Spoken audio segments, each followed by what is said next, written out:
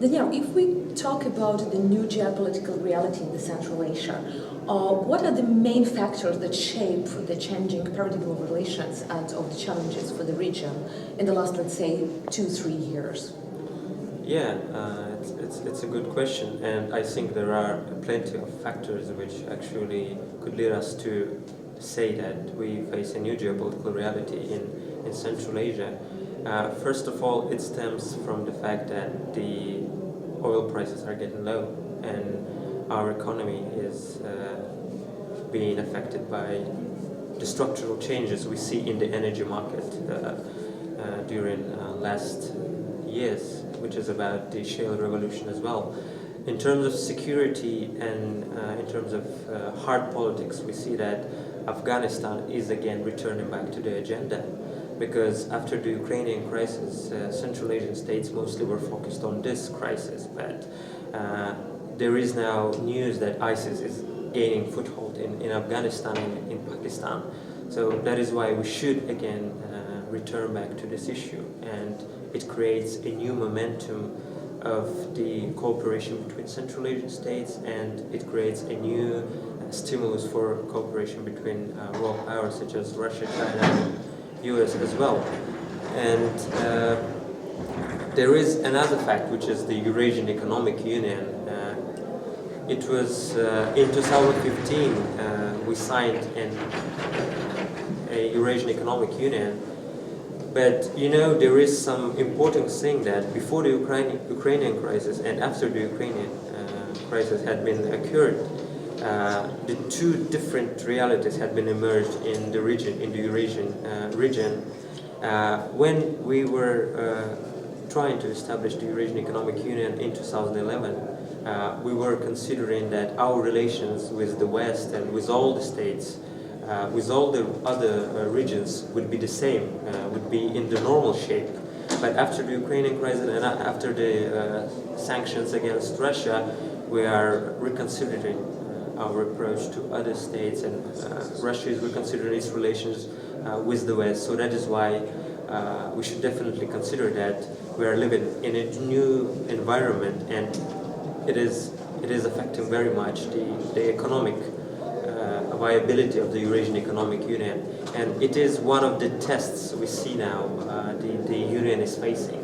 For your opinion, what is shaping this reality more? The internal factors, the internal developments of the states, because Afghanistan in some way that is internal development of one of the states, or the external actors who would like to play some role in the Central Asian region? I think it is both, and they are intertwined, because the Central Asia itself during the 20 years had experienced a sort of a social change, because there is a new reality in terms of the generation has been born as the generation of the independence, and they can think in contrast to the older generation in a different terms, for example.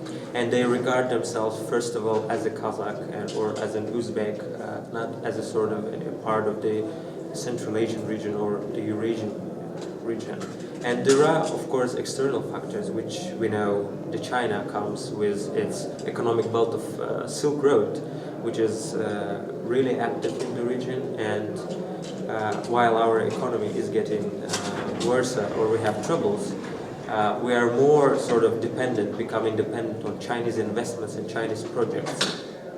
How do you feel if you compare China and Russia position? Do they act with a similar tools, with a similar, let's say, mechanisms towards the countries of Central Asia, or would they like to gain the same to shape this reality? Or their perceptions are completely different, and in some way it will be up to the Central Asian countries to make a choice which way to make? Well, I think Russia is regarded, first of all, as a traditional power in Central Asia, and everyone accepts that it has its own interest in the region, and it has a political leverage as well. But when we look to China, first of all comes economy, and they have a long-term perspective. And actually they are trying to turn their economic leverage into a political leverage, and I think it will be more influential in upcoming years. But I think there is also a seeds of a cooperation between these powers in Central Asia, because Russia could provide a military security and could provide a sort of political influence, and Chinese could invest more economically. So that is why a division of labor could be created in Central Asia. But it should not mean that in other topics, in other areas, they will cooperate as in Central Asia.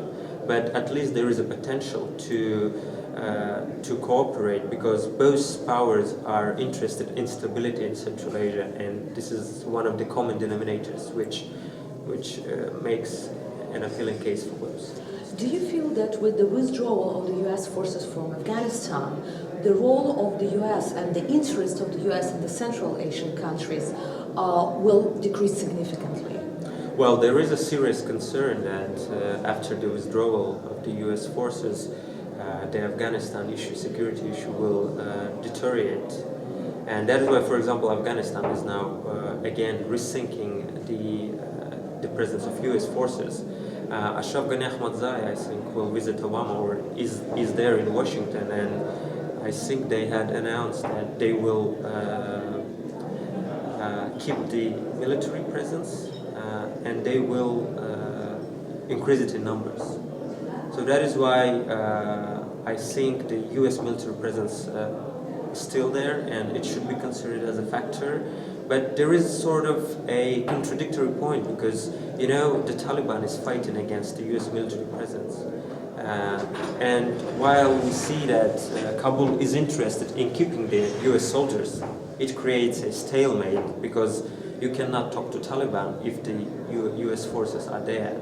But there is also an understanding that if US forces will leave, it could create a total disaster when Taliban could take Kabul or could take different parts of the Afghanistan. And I think this is the issue, the dilemma we should solve by involving China and Russia and other forces. And China is actually very interested in mediating the inter-Afghan dialogue. And there were Taliban delegations visiting Beijing and having talks with Pakistani and Afghan officials, as reportedly, of course, as far as I see from the press. As for the Central Asian states, of course, they are very concerned with this issue, and in terms of the official discourse, Afghanistan again is returning back to its own place, and it creates a platform for cooperation between Central Asian states themselves. It creates a platform for cooperation, for example, between Uzbekistan and Tajikistan and Kyrgyzstan, and Kazakhstan is also interested in inter-regional cooperation. And definitely the Ukrainian crisis, and you said it influenced a lot the situation, but you touched on the issue of the relations with the third countries. But do you feel that it changed the perception of the threats in the Central Asia?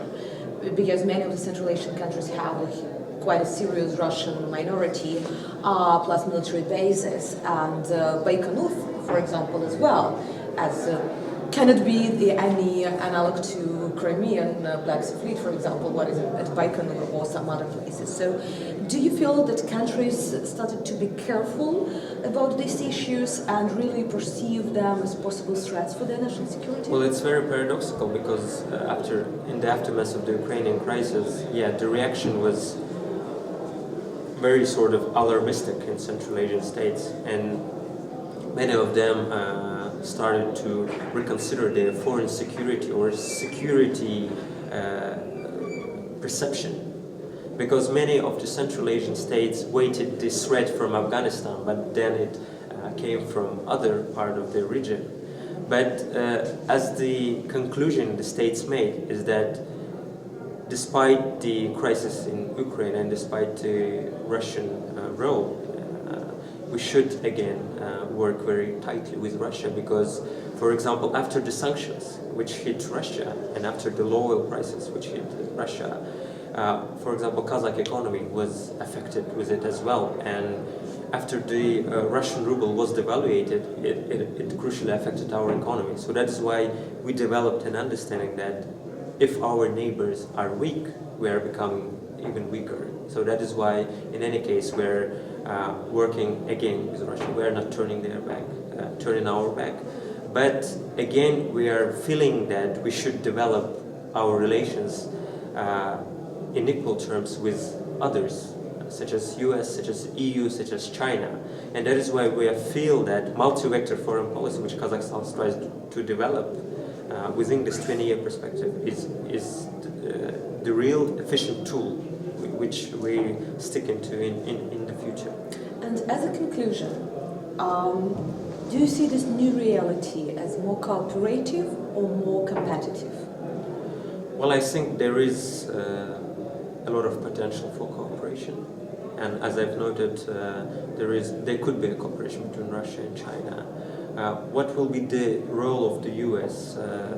I think in 2014 the role of the US was less discussed in the region, and many of us basically focus on Russia and China, and focusing on, for example, on Iranian issues. And the new strategy which US announced recently, and the EU, for example, recently appointed a special representative for Central Asia, still shows that these states, these powers are committed to Central Asia, and they try to develop good relations. And actually, after the Ukrainian crisis, our president went to Brussels and signed the enhanced partnership with European Union. So that is why we are not sort of closing our doors to each of the states. And there is an understanding that only by working with all of them we could create sort of a stable region in Central Asia. Thank you.